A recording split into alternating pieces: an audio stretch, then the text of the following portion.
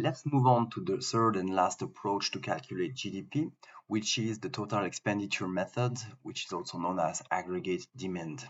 So this method consists of the sum of the following aggregates. The first aggregate is C, which stands for consumptions by households, consumption of final goods and services. There's also I, which stands for investment. It is made up of gross capital formation. You remember, this is net new investment plus replacement investment. We gave the example of EHL. Also G, we also added the aggregate G, which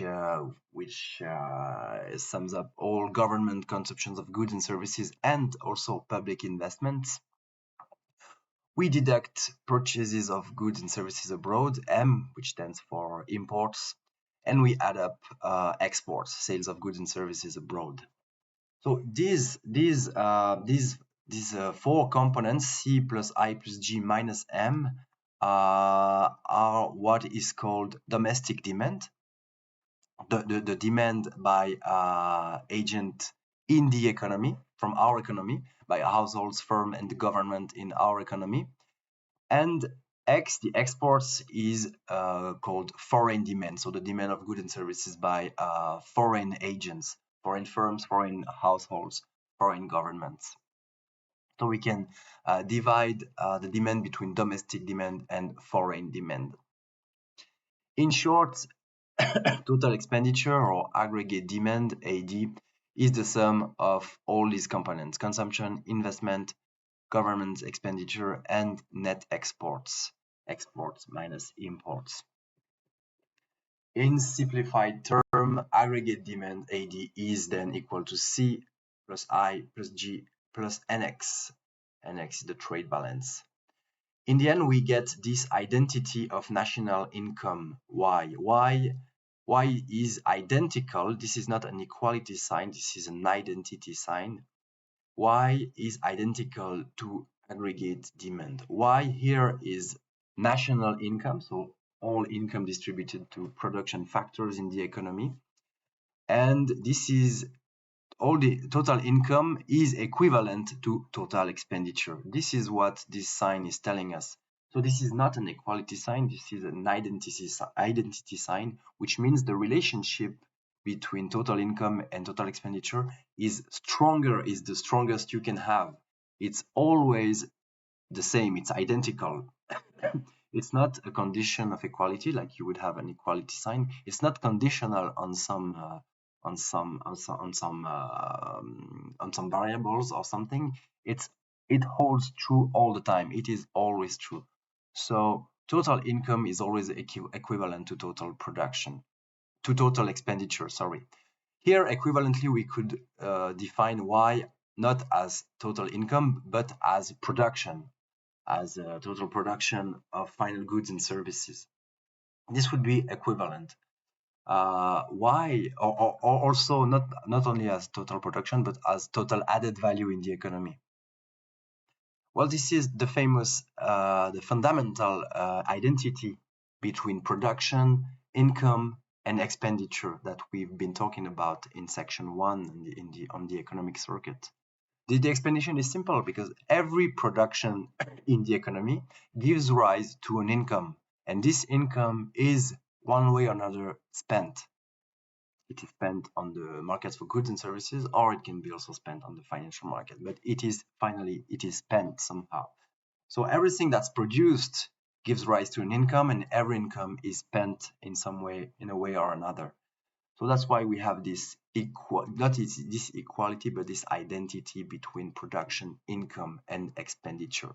So here Y is for income, could be production, and here we have aggregate demand, which is the total expenditure in the economy. Now let's have a look at some data. Here is the evolution of GDP in Switzerland according to the expenditure method. So we have the four components: consumption in red, government spending in yellow, investment in green, and net exports in blue. And we can see that since 1995 until 2020, the size of the economy, of the Swiss economy, has been increasing. This is nominal GDP. We will see what it means. This is the nominal GDP in Switzerland has been constantly increasing. Because you remember, if we add up C plus G plus Y plus NX, so for instance, for 1995, C in red plus Y plus G plus G plus Y plus NX, that gives us the GDP. So GDP was around 400 billions in 1995, and it grew to a bit around 700 billion in 2020. We can see that GDP decreased in between 2029, which is the peak here, and 2020. This is due to COVID. We had a recession in Switzerland, so GDP declined. We can see that this decline is mostly due to a decline in consumption. Here in red, we have a little slump here.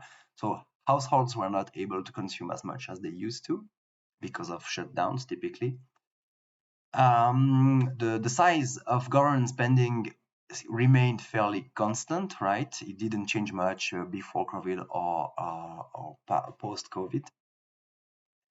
And also here we have net exports in blue. We can also notice that net exports have declined, pretty sharply declined actually. This is due to the fact that Switzerland was not able to export as much goods and services as it used to before COVID because of the shutdown of the global economy. And this reduction in exports was not totally compensated by an equivalent reduction in imports. So overall, the trade balance became a bit less positive. It was very positive in 2019. It was still positive in 2020, but a bit less because of less exports actually. Imports were not that much affected here. All right. In terms of investment, the green area here, we can see between 2019 and 2020 that the level of investment has increased. This is mostly due to increase in inventories. Firms did not sell all their production in 2020, which increased the inventories. So this gives us a good look of the size of the growth of the nominal GDP in Switzerland and the size of each of the component of total expenditure. It is well known that consumption is the most important component of expenditure, right? Because ultimately we produce goods and services for consumption of household consumption. So that's the ultimate goal here. That's why consumption is the most important component of total expenditure. Here is another look at the expenditure method. It's also about the Swiss case. It's also about Switzerland. But here we take a very long look. The data series starts in 1948 until 2021. And this is given as the share of each of these components in total GDP. So let's take the blue line first. This is consumption. We see that in the 1950s, consumption reached up to more than 70% of GDP in terms of expenditures. And today it's more around 50% of GDP. In contrast, if we look at the net exports here, the trade balance, we notice that until the 1990s, the Switzerland had fairly balanced trade balance. Sometimes we had trade deficits, which is when this line here, purple line, is below zero, and sometimes we had trade surpluses when the purple line is above zero. So we had a fairly balanced trade balance during the 40 years between 1950 and 1990. And then the Swiss economy changed structurally. We became an export-driven economy where we were running constant trade surpluses. The purple line is constantly above zero, and the size of the export industry in Switzerland increased, right, in the share of GDP. reaching more than almost 15% in 2021. So we see here the slump due to COVID. We could export less goods and services while we were still importing pretty much the same amount.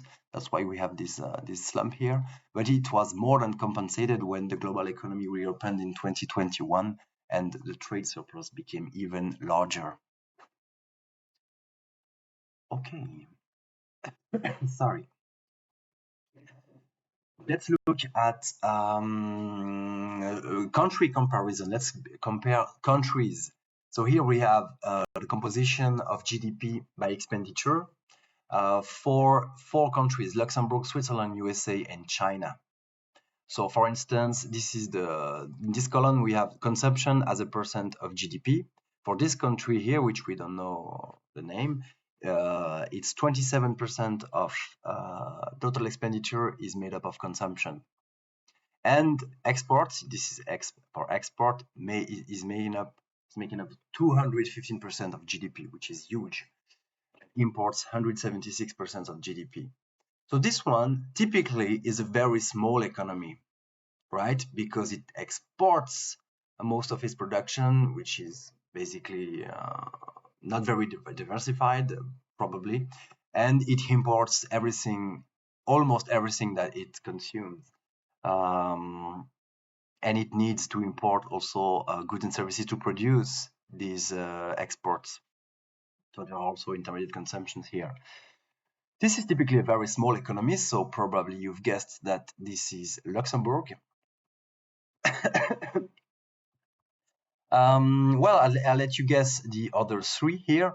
Remember that USA is a very large economy, so is China as well. For these two, usually they can produce a lot of the goods and services they consume domestically, so they don't have so high exports and imports. Also, you know that USA runs constant trade deficits. In 2020, and they surely run the trade deficits, significant one even. And China is constantly running trade surpluses. So you have everything you need to identify which one is which. Also, we know that USA have a very high consumption rate, and China has a very low consumption rate. While China, as an emerging economy, is investing a great part of its GDP is made up of investment, while the USA, as a very advanced economy, is not investing that much.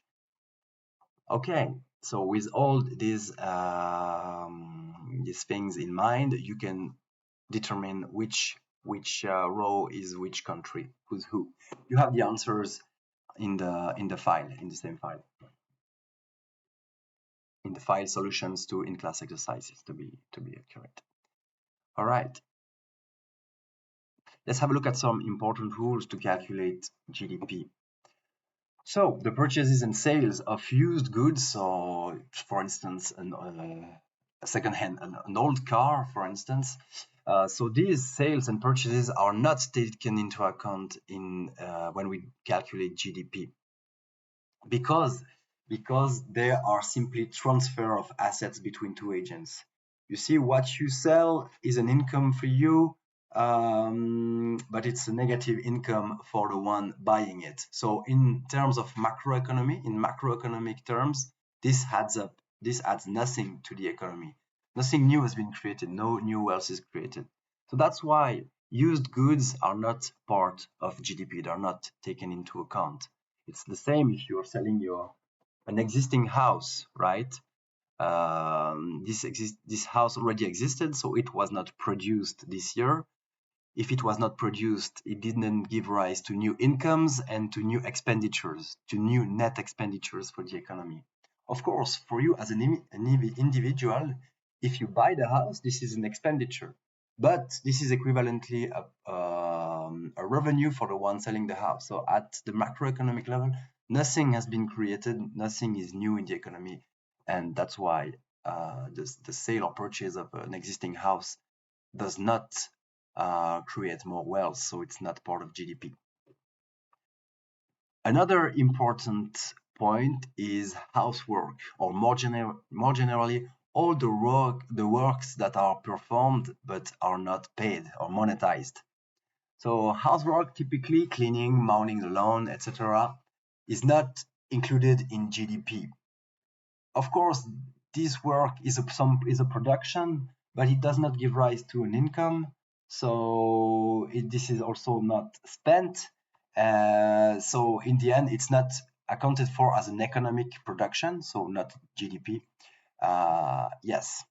Although it is true that housework and many other types of work that are not paid are creating well-being, additional well-being.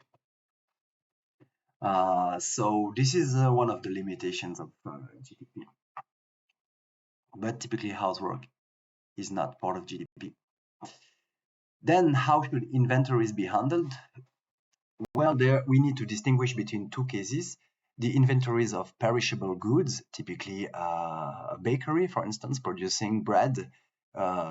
If this good is not sold within a few days, or even ideally within the same day, well, it's perished, so it has to be thrown away. So perishable goods, inventories of perishable goods are not included in GDP. Of course, this production, typically the production of bread that was not sold, gives rise to the payment of wages. So, but this does not affect net income because these wages are offset by an identical negative profit. So you've paid wages, but you didn't sell the product, so you have a negative profit, a loss actually. So overall, this is offset, and total income is not affected in the economy, and total expenditure likewise is not affected. So that's how we deal with perishable goods. The story is very different when we are talking about goods that can be sold later, subsequently. So these goods are included in the calculation of GDP, right? Because these inventories do not reduce profit. So when typically, let's take the example of a car manufacturer. So a car company produces 100,000 cars and sells only 80,000 cars. So there is an increase in inventory of 20,000 cars. So this production of 20,000 cars has given rise to the payment of wages. But the profit is not reduced because it's clear that the company doesn't make profit this year, but it will make a profit the next year. So there is no compensation like with perishable goods between wage and negative profits. There's no compensation. And also in terms of expenditure, these unsold cars are not consumed by households, not yet, but they are part of investment by firms, investment in inventories. So that's why a change in inventories are part of the investment component of GDP.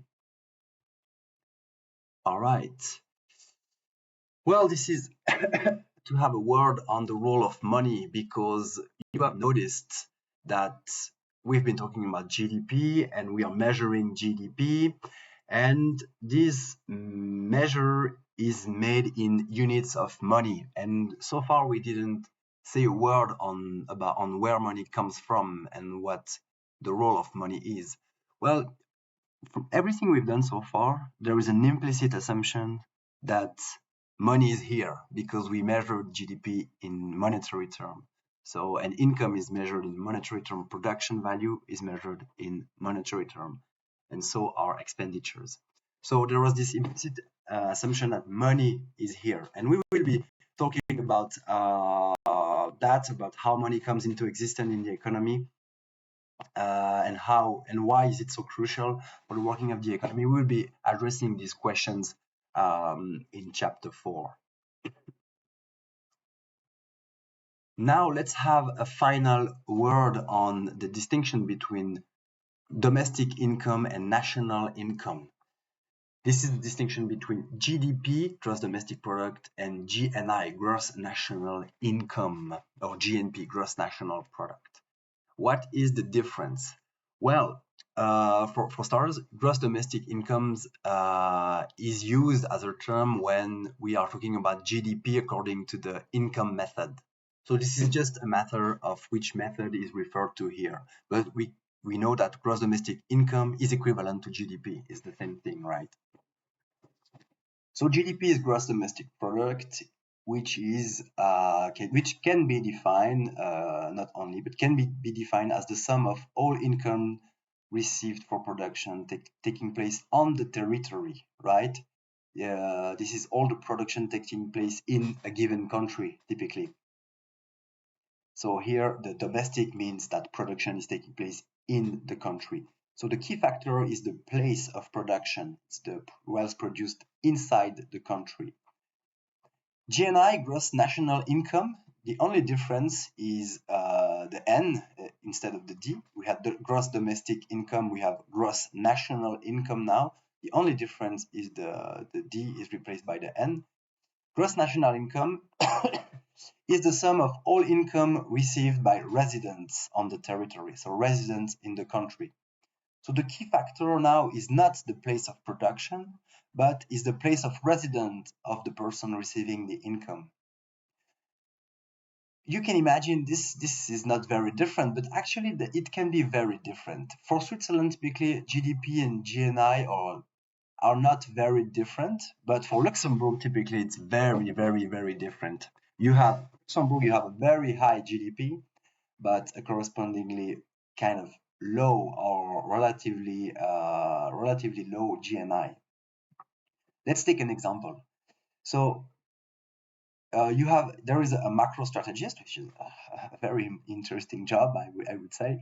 You're a macro strategist, typically working for a bank in Switzerland, let's say in Geneva, and the person is a French person, so he's living in France. It doesn't have to be French, but the person is living in France. So this person is working in Switzerland as a macro strategist, and is receiving a wage for this. So the production is made in Switzerland, so the wage associated to this production will be accounted for in Swiss GDP because the production is in Switzerland, but it will not be taken into account into Switzerland's gross national income because the person that produce this income is living in France. So GDP of Switzerland is increased by this the production of this person, but GNI is not affected. If we take the point of view of France, so this production takes place in Switzerland, so it's not taken into account in France GDP. But since this production is made by a French resident, it is taken into account into French gross national income. So you see the difference here, right? This first example is dealing with labor income. This second one is dealing with capital income because you know the two sources of capital are labor and the two factors of production are mostly labor and capital. Let's take the case of dividends, which is a capital income. Dividends paid by LVMH, so the famous luxury French brand, to a Swiss investor. So the production of LVMH is made, LVMH Louis Vuitton is made in France, so it's part of French GDP. But the payment is made to a Swiss investor. So it was Swiss capital that was invested in France. So the payment, the income is distributed to a Swiss guy outside of France. So it's not part of France gross national income. On contrary, if we take the point of view of Switzerland, these dividends paid by Louis Vuitton to a Swiss investor are not part of Swiss GDP because the production did not take place in Switzerland but in France. However, these dividends paid to a Swiss investor are part of Swiss GNI, gross national income, because the capital is based in Switzerland. The capital holder, so the person investing the capital, is based in Switzerland. So this is a very interesting and important distinction between GDP and GNI. This is a small review, a small summary of how to compute this. So we can get GNI starting from GDP, and we subtract the income paid to non-residents, and we add the income received from abroad by residents. That's why you start from GDP and get GNI, gross national income. So typically in Switzerland, we have here GDP for 3 years, 2018 to 2020. We can see that GDP grew between 18 and 2019. We have a GDP growth here. And here we have the recession due to COVID. So GDP decreased here to 705 billion Swiss francs. Well, this is GDP, and we want to get gross national income. So we need to add all the income received from abroad by Swiss residents. This is typically Swiss residents working abroad. So we can see this is not a huge amount here, 2.6 billion. However, we need to deduct all the labor income paid to foreign residents. This is all the people living typically in Germany, France, Italy, who are working in Switzerland. And this is huge, right? This is huge. So there are many people living in neighboring countries and working in Switzerland, while there are not so many Swiss people living in Switzerland and working in neighboring countries. This is, of course, easily explained by the difference in salaries between France and its neighboring countries. That's why we have this huge difference here. This is for the labor income, and this is the capital income. So in terms of capital income, it's much more balanced. So we have capital income received from abroad. This is all the capital, Swiss capital that is invested abroad. So we have this many income. And this is all the foreign capital invested in Switzerland. So we can see that while Switzerland is a fairly open economy, financially very open, so it has a lot of its capital invested abroad, and it has a lot of foreign capital invested domestically. And in the end, there's not so much difference between capital income received from abroad and capital income paid to foreign residents. This is fairly balanced. But overall, Swiss GNI tends to be slightly lower than Swiss GDP, because we have many foreign residents working in Switzerland. That's why we have a slight difference, not huge, but a slightly lower GNI than GDP. And if we look historically, this was not even always the case, right? Sometimes we had the opposite situation.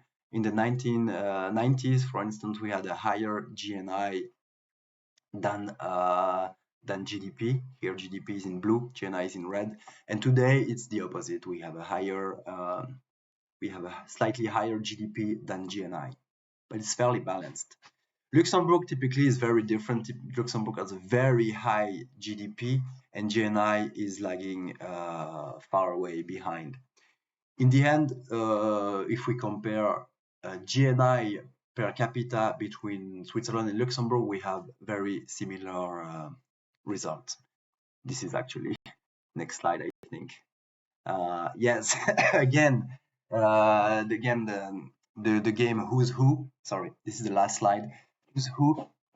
We need to guess which country is which. We have these 4 countries here: Luxembourg, USA, India, and Switzerland. And here we have GDP per capita and GNI per capita.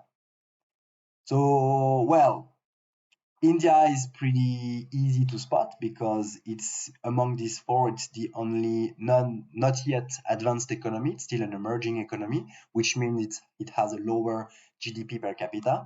So India is clearly the number 1 here, the first row. This would be India. Then we have Switzerland and Luxembourg, which we know Luxembourg has a very high GDP per capita, but most of the income are paid to non-residents. So in Luxembourg, we have a high GDP here in red, but we have a very high amount of this income that is paid to non-residents. People